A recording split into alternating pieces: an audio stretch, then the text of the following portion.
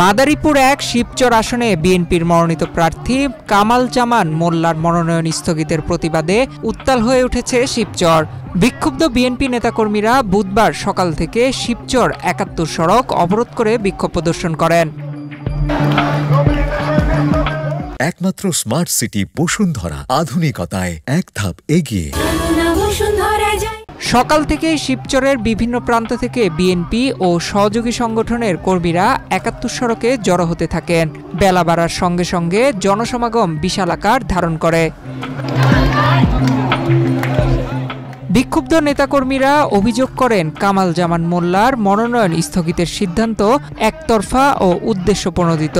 সমাবেশে বক্তারা হুঁশিয়ারি উচ্চারণ করে বলেন, যদি দ্রুত সময়ের মধ্যে কামাল জামান মোল্লার মনোনয়ন পুনর্বহাল না করা হয় তবে শিবচরের জনগণ বৃহত্তর আন্দোলনের পথে হাঁটবে। প্রয়োজনে ঢাকা খুলনা মহাসড়ক অবরোধ করে লাগাতার কর্মসূচি পালন করা হবে।